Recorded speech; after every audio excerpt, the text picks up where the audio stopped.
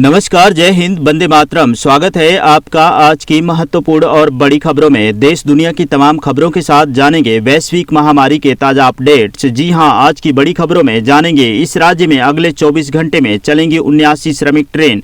इसके अलावा देश भर से कई बड़ी खबरें आ रही हैं जिन्हें जान लेना आपके लिए बहुत जरूरी है। आपको बता दें, सबसे बड़ी खबर उत्तर प्रदेश से आ रही है। जी हां, आपको बता दें 3 साल के लिए श्रम कानून निलंबित। 15,000 से कम कमाने वालों के वेतन में नहीं होगी कटौती। यूपी में योगी आदित्यनाथ की सरकार ने राज्य में 3 साल तक के लिए श्रम कानूनों को निलंबित करते हुए अध्यादेश को अंतिम रूप दे दिया है। यह राज्य में मौजूदा और नई औद्योगिक इकाइयों को मदद करने का एक प्रयास है। श्रम कानूनों के संबंध में सुझावों को मंत्रियों के एक समूह द्वारा किया गया, जिसमें श्रम मंत्री स्वामी प्रसाद मौर्य मौजूद थे। राज्य मंत्रिमंडल ने राज्य में 30 से अधिक श्रम कानूनों को निलंबित करते हुए श्रम कानूनों के अध्यादेश से उत्तर प्रदेश को अस्थायी छूट दी है। मुख्यमंत्री योगी आदित्यनाथ ने हाल ही में कहा था कि उत्तर प्रदेश नए निवेशों, खासकर चीन से निवेश को आकर्षित करने के लिए श्रम कानूनों में संशोधन करेगा। इसी के साथ बढ़ते हैं इस वक्त की अगली बड़ी खबर की ओर। जी हां, आपको बता दें प्रधानमंत्री की इस योजना का आप भी उठा सकते हैं फायदा। 64 लाख लोगों को मिलेंगे 36,000 रुपए। आपको बता दें प्रधानमंत्री नरेंद्र मोदी ने असंगठित क्षेत्र में काम करने वाले लोगों के लिए 3 पेंशन योजनाओं की शुरुआत की है। इस योजनाओं में अब तक कुल 64,42,550 लोगों ने रजिस्ट्रेशन करवा लिया है। इस योजना के तहत सालाना 36,000 रुपए की पेंशन मिलेगी। पीएम श्रमयोगी मानधन योजना, पीएम किसान मानधन योजना और लघु व्यापारी पेंशन योजना का लाभ काफी लोगों को मिल सकता है। इन तीनों योजनाओं का लाभ लेने के लिए शर्तें एक जैसी हैं।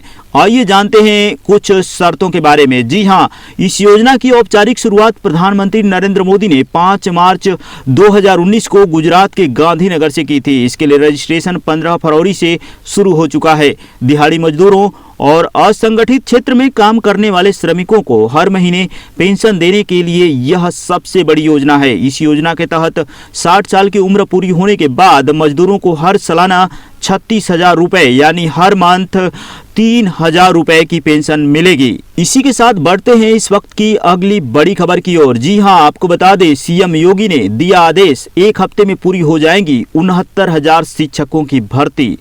उत्तर प्रदेश के मुख्यमंत्री योगी आदित्यनाथ ने निर्देश दिया है कि कोर्ट के निर्णय के क्रम में 1 सप्ताह के भीतर 69,000 शिक्षकों की भर्ती की प्रक्रिया सुनिश्चित कराएं। उन्होंने कहा है कि कोर्ट के निर्णय से शिक्षकों के भर्ती का मार्ग प्रशस्त हुआ है। इससे प्रदेश के विद्यालय को योग्य शिक्षक मिलेंगे। कोर्ट के फैसले ने यह स्पष्ट कर दिया है कि शिक्षक भर्ती के प्रकरण में राज्य सरकार का पक्ष और रणनीति सही थी। आपको बता दें परिषदीय प्राथमिक स्कूलों में 69,000 सहायक अध्यापकों की भर्ती 60-65% अंक पर 3 महीने के अंदर आदेश हो गए हैं। इसी के साथ हाई मेरिट पर भर्ती के लिए कानूनी लड़ाई लड़ रहे अभ्यर्थियों के उत्साह की लहर दौड़ गई। 6 जनवरी 2019 को आयोजित लिखित परीक्षा के अंतिम परीक्षा पर परीक्षा नियामक प्राधिकारी निर्णय की तैयारी पूरी है। माना जा रहा है कि 1 हफ्ते बाद रिजल्ट घोषित होगा। इसी के साथ बढ़ते हैं इस वक्त की अगली बड़ी खबर की ओर। जी हां, आपको बता दें एक और बैंक पर चला आरबीआई का डंडा। जाने ग्राहकों के पैसे का क्या होगा। ग्राहकों के पैसों की सुरक्षा के लिए आरबीआई यानी रिजर्व बैंक ऑफ इंडिया लगातार बैंकों पर सख्ती दिखा रहा है। आरबीआई ने देश के कई छोटे और बड़े बैंकों पर कार्रवाई की है। किसी बैंक पर जुर्माना लगाया है तो किसी बैंक पर कई तरह की पाबंदियां लगा दी हैं। वहीं हाल ही में मुंबई स्थित सीकेपी सहकारी बैंक का लाइसेंस रद्द कर दिया है। इसका मतलब ये हुआ कि सीकेपी सहकारी बैंक डिपॉजिट स्वीकारने समेत कोई भी बैंकिंग बिजनेस नहीं कर पाएगा। ऐसे में सवाल है कि ग्राहकों के जमा राशि का क्या होगा। आइए जानते हैं विस्तार से। सीकेपी सहकारी बैंक की वेबसाइट के मुताबिक 1,32,170 जमा करता है। वहीं बैंक के पास 485 करोड़ रुपए कुल जमा है। 161 करोड़ रुपए का कर्ज और 239 करोड़ रुपए का निगेटिव नेट वर्थ है। आखिर क्या होगा ग्राहकों की रकम की, क्या मिलेगा वापस पैसे। आरबीआई के मुताबिक बैंक के 99% से अधिक जमाकर्ताओं को उनका पूरा पैसा deposit insurance and credit guarantee corporation से मिल जाएगा। उन्हें घबराने की बिल्कुल जरूरत नहीं है। दोस्तों, अगर आपका भी इस बैंक में अकाउंट है तो कमेंट करके जरूर बताएं। इसी के साथ बढ़ते हैं इस वक्त की अगली बड़ी खबर की ओर। जी हां, आपको बता दें, रेडमी नोट 9 प्रो के एड में परमाणु बम, Xiaomi ने मांगी माफी। आपको बता दें, Xiaomi ने अपना रेडमी नोट 9 प्रो फोन दुनिया भर में लॉन्च कर दिया है। कंपनी अपने अलग अलग बाजारों में फोन प्रमोट कर रही है।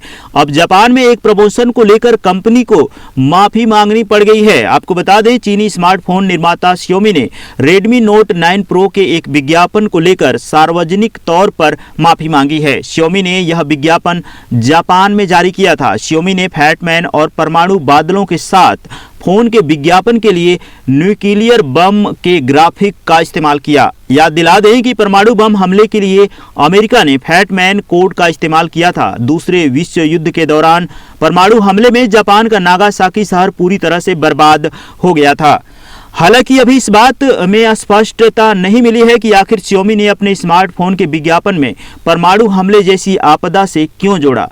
विज्ञापन का वीडियो फुटेज देखें तो Xiaomi इस मैसेज के जरिए यह बताना चाहती थी कि रेडमी नोट 9 प्रो एक परमाणु बम जितनी ही पावरफुल है। इस एड में फैटमैन के जिक्र के अलावा परमाणु विस्फोटक को भी ग्राफिक्स के जरिए दिखाया गया है।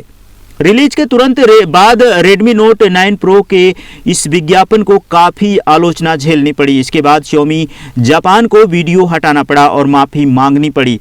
इसी के साथ बढ़ते हैं इस वक्त की अगली बड़ी खबर की ओर। जी हां, आपको बता दें, कर्नाटका की सरकार ने 1610 करोड़ रुपए का राहत पैकेज का किया ऐलान। नाई धोबी को 5000 रुपए की मिलेगी मदद। कर्नाटक सरकार ने लॉकडाउन के चलते छोटे कारोबारियों के लिए 1610 करोड़ के राहत पैकेज का ऐलान किया है। इसी के साथ कर्नाटक सरकार ने 11% एक्साइज ड्यूटी वृद्धि की भी घोषणा की है, जो बजट में घोषित 6% ड्यूटी के अतिरिक्त होगी। कर्नाटक सरकार का यह राहत पैकेज किसानों, बुनकरों और फूलों की खेती करने वालों के अलावा धोबी, नाई, ऑटो और टैक्सी चालकों के लिए है। कर्नाटक के मुख्यमंत्री BS येदियुरप्पा के मुताबिक समाज के हर तबके के लोग पिछले लगभग 1.5 महीने से लागू लॉकडाउन के चलते आर्थिक परेशानियों का सामना कर रहे हैं। फूलों की खेती करने वालों के फूल डिमांड न होने के चलते बर्बाद हो चुके हैं। अनुमान के मुताबिक फूलों की खेती के लगभग 11,687 हेक्टेयर में होती है। प्रति हेक्टेयर 25,000 रुपए का मिलेगा मुआवजा। जी हां, फूलों की खेती करने वालों की दिक्कतों को ध्यान में देखकर सरकार ने उन्हें फसलों के नुकसान के लिए प्रति हेक्टेयर 25,000 रुपए का मुआवजा देने का फैसला किया है। यह एक किसान के लिए अधिकतम 1 हेक्टेयर तक ही सीमित रहेगा। इसके अलावा सब्जी और फल उगाने वाले किसान अपनी उपज को लेकर बाजार में जाने में सक्षम नहीं है, इसलिए सरकार ने उनके लिए भी राहत पैकेज का ऐलान किया है। ऑटो टैक्सी ड्राइवरों को भी 5,000 रुपए की मिलेगी मदद। आपको बता दें, कोविड-19 के चलते सर्विस प्रोफेशनल जैसे कि नाई और धोबी जैसे धंधा और शहरी और ग्रामीण दोनों इलाकों में प्रभावित हुआ है। ऐसे में कर्नाटक सरकार ने पैकेज के तहत लगभग 20,000 नाइयों और करीब 60,000 धोबियों को एक बारगी मुआवजे के तौर पर 5,000 रुपए प्रति व्यक्ति देने का फैसला किया है। इसी के तहत लगभग 7,75,000 ऑटो और टैक्सी ड्राइवरों को भी 5,000 रुपए का मुआवजा दिया जाएगा। छोटे और मध्यम उद्योगों के लिए 2 महीने तक का फिक्स बिजली का बिल माफ कर दिया जाएगा। इसी के साथ बढ़ते हैं इस वक्त की अगली बड़ी खबर की ओर। जी हां, आपको बता दें, उत्तर प्रदेश में अगले 24 घंटों में देश भर से पहुंचेंगी 79 श्रमिक ट्रेनें। जी हां, उत्तर प्रदेश के मुख्यमंत्री योगी आदित्यनाथ ने कहा है कि सरकार अपने प्रदेश के हर श्रमिक एवं कामगार को सुरक्षित उनके घर तक लाएगी और यह प्रक्रिया अप्रैल के अंतिम सप्ताह तक जारी रहेगी। उन्होंने कहा है कि जरूरत के अनुसार इसके लिए ट्रेन और बसों की मदद ली जा रही है और अगले 24 घंटों में दूसरे राज्यों से उत्तर प्रदेश के श्रमिकों को लेकर कुल 79 ट्रेनें आएंगी। जी हां, मुख्यमंत्री ने शुक्रवार को जारी एक बयान में कहा है कि महाराष्ट्र, गुजरात, पंजाब, कर्नाटक, केरल और तेलंगाना आदि प्रदेशों से श्रमिकों को लेकर चली 79 ट्रेनें रास्ते में हैं। शनिवार तक ये अपने अपने गंतव्य तक पहुंच जाएंगी। 56 ट्रेनों से अब तक गुजरात, महाराष्ट्र, कर्नाटक, पंजाब, आंध्र प्रदेश और केरल आदि राज्यों से करीब 70,000 श्रमिकों की वापसी हो चुकी है। सीएम योगी ने बताया कि ट्रेनों के अलावा उत्तर प्रदेश परिवहन निगम की करीब 10,000 बसें भी आने वालों को सुरक्षित उनके घरों तक पहुंचा रही हैं। शुक्रवार को हरियाणा से लगभग 30,000 श्रमिक अपने घर पहुंचे। सीएम ने अपील की है कि खुद को स्वस्थ और सुरक्षा के नाते कोई भी श्रमिक पैदल, साइकिल या फिर दोपहिया वाहन से अपने घर के लिए न निकले। ये सारी व्यवस्था उनके लिए ही की गई है। धैर्य रखें, सरकार उन तक जल्दी ही पहुंचेगी। उन्होंने कहा कि आने वाले हर प्रवासी के स्वास्थ्य की जांच उस जिले के क्वारंटाइन सेंटर पर अनिवार्य रूप से हो रही है। स्वस्थ लोगों को उनके घर इस हिदायत के साथ भेजा जा रहा है कि वे घर पर होम क्वारंटाइन के मानक का अनुपालन करेंगे।